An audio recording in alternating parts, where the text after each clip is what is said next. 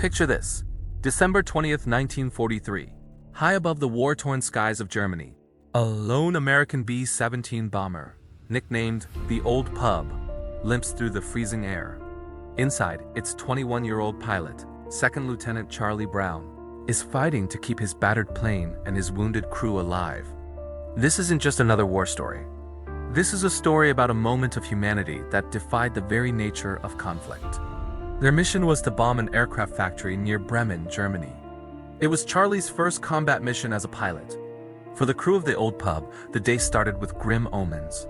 The freezing temperatures caused the guns to malfunction. Then, they flew into a hornet's nest. A swarm of over a dozen German fighter planes descended upon them, guns blazing. The next few minutes were pure chaos.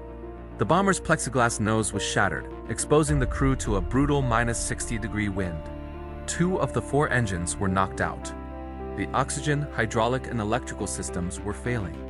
The tail gunner was killed, and 6 other crewmen were wounded, including Charlie himself, who took a piece of shrapnel in his shoulder. The plane was a flying wreck, riddled with bullet holes and barely controllable. It was a miracle they were still in the air. Having dropped their bombs, Charlie's objective was simple: get his crew home. But they were alone, separated from their formation, and deep in enemy territory.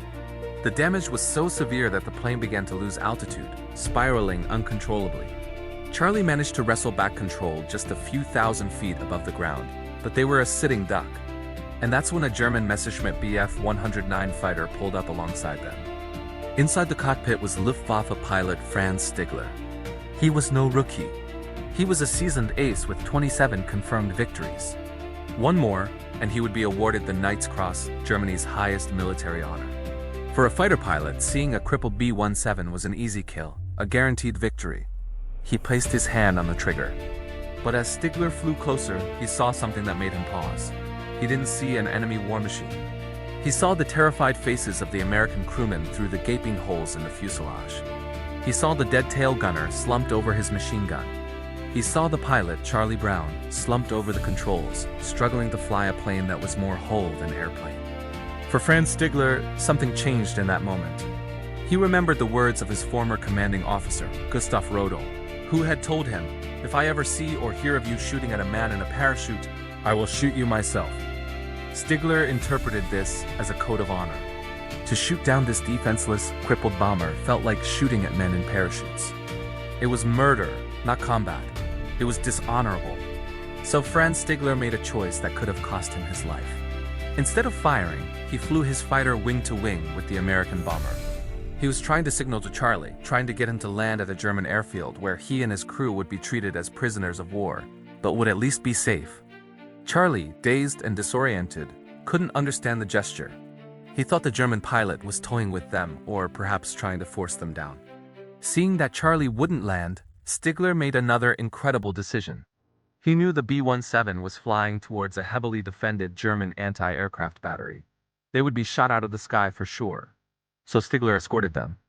He flew his Messerschmitt in a loose formation, acting as a shield. The German gunners on the ground saw the German fighter and held their fire, assuming the bomber had been captured and was being escorted. Stigler flew with them for what felt like an eternity, over the German coastline and out over the North Sea. Once they were in open water, clear of German defenses, he pulled up alongside the B-17's cockpit one last time.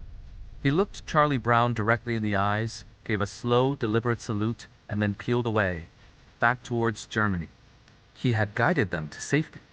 Charlie Brown managed to fly the battered The Old Pub 250 miles across the North Sea, landing it at RAF Seating in England.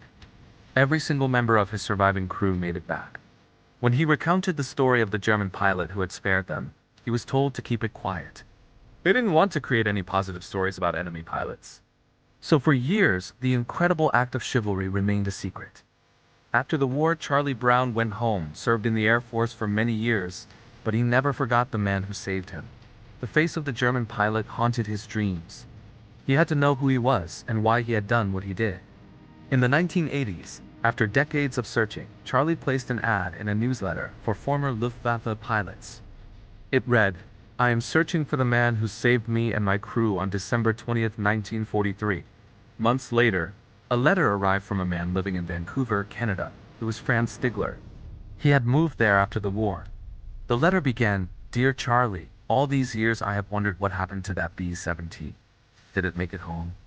The two former enemies finally met in 1990. They weren't a German and an American, a Luftwaffe pilot and a bomber pilot.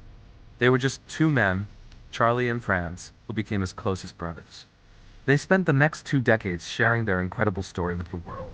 A testament to the idea that even in the darkest of times, our shared humanity can shine through. Their story is a powerful reminder that our enemies are not faceless monsters. They are human beings, just like us, capable of incredible courage and compassion. Franz Stigler chose honor over a medal.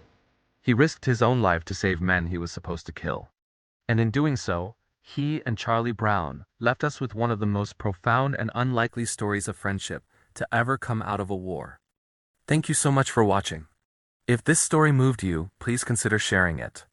And don't forget to like and subscribe for more incredible stories from history. See you next time.